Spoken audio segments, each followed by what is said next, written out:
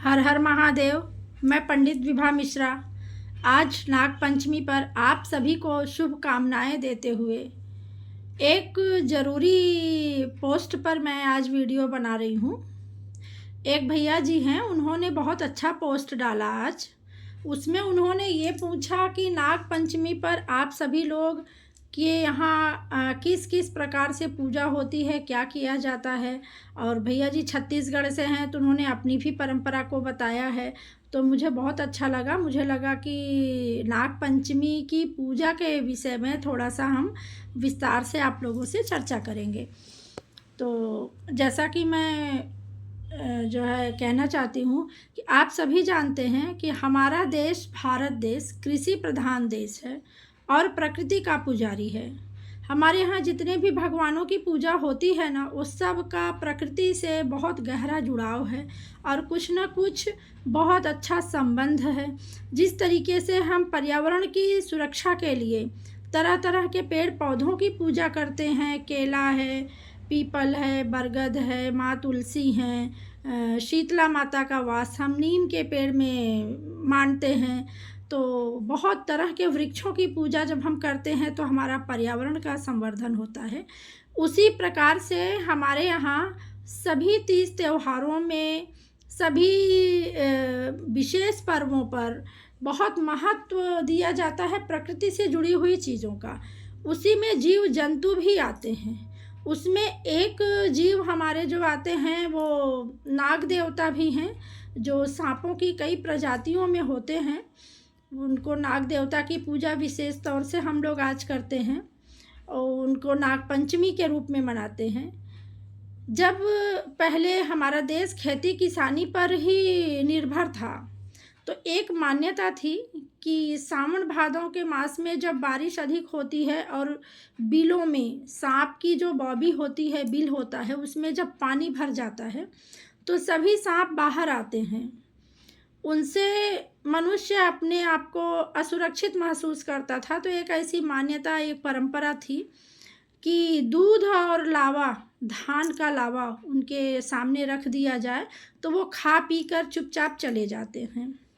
चूँकि मैं अवध क्षेत्र से हूँ, उत्तर प्रदेश से, तो मैं अपनी परंपरा के बारे में आपको बताऊंगी कि हमारे यहाँ नाग पंचमी के दिन सुबह सुबह अपने नित्य क्रिया से निवृत्त होकर जैसे हम भगवान की पूजा करते हैं, वैसे उस दिन सबसे पहले महुआ के पत्ते का दोना बनाते हैं।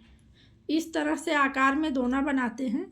उसमें कच्चा दूध और धान का लावा डालकर अपने घर के मुख्य स्थानों पर, पूजा स्थल पर तो रखते ही हैं, उसके अलावा भी मुख्य स्थानों पर जैसे दीपावली के दिए रखते हैं, उस तरह से नाग देवता से अपनी सुख समृद्धि की कामना करते हुए मुख्य स्थानों पर वो महुआ के पत्ते के दोने में दूध और लावा रखते हैं। उसके साथ कच्चा चना भी भिगोया हुआ उसमें चढ़ाते हैं।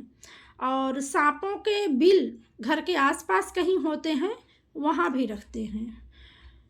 उसके बाद जो होता है, चना या मटर अपनी सुविधा अनुसार जिसके यहाँ जो उपलब्ध होता है, उसको उबाल कर जिस भी तरीके से बनाकर खाना चाहें, जिसको घुघरी बोलते हैं।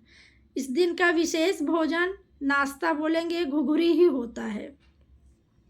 अब मैं भूल ना जाऊं कुछ, इसलिए मैं कुछ नोट करके भी रखी हूं, तो मैं बताती हूं आपको कि श्रावण मास के शुक्ल पक्ष की पंचमी तिथि को नाग पंचमी मनाते हैं।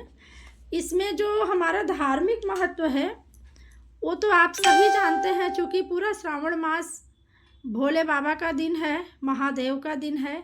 उनके गले में सर्पों का हार है। नाग देवता उनके गले में विराजमान होते हैं। तो ये हमारा धार्मिक महत्व, सबसे बड़ा महत्व है कि भगवान शिव के गले में नाग देवता का वास है। इस वजह से भी हम उनको बहुत ही पूजनीय मानते हैं, उनकी पूजा करते हैं। हमारे भगवान विष्णु भगवान शेष नाग पर सवार हैं। और एक और भी मान्यता है कि चूँकि हमारे देश में सभी जीव जंतुओं का भी पर्यावरण को बैलेंस करने में बहुत महत्व है। उसमें एक सांप भी हैं, नाग देवता भी हैं। तो महाभारत काल में राजा जन्मेजय ने नागों के विनाश के लिए एक यज्ञ करवाया था।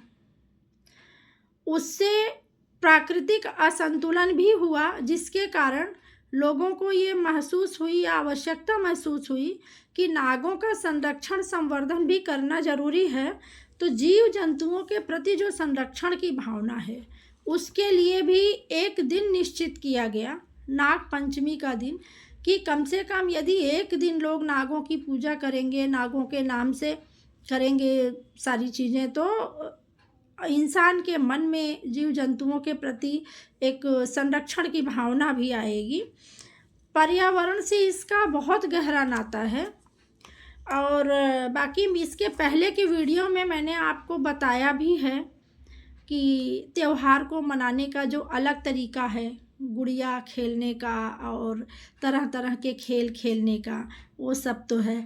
तो मैं ना वो भैया जी को बहुत धन्यवाद देना चाहती हूँ, क्योंकि उन्होंने आज ये चीज़ पूछा। तो मैंने भी कुछ चीज़ें मुझे पता थी, लेकिन कुछ चीज़ें जो मुझे नहीं पता थी उसको मैंने खोज के, ढूंढ के, और कुछ चीज़ें तो हम लोग जो अपनी भूलते जा रहे हैं वो भी याद आई। तो मैं बताने का प्रयास की हूँ कि नाग पंचमी हमारे देश में क्यों मनाई जाती है और कैसे मनाई जाती है। फ़िलहाल हर चीज़ का एक ही जवाब है कि भारत देश की कृषि प्रधान देश है।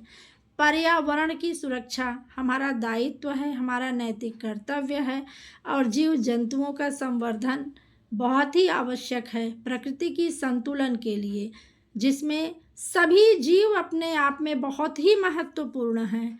तो नाग पंचमी की एक बार और आप सभी को हार्दिक शुभकामनाओं के साथ धन्यवाद।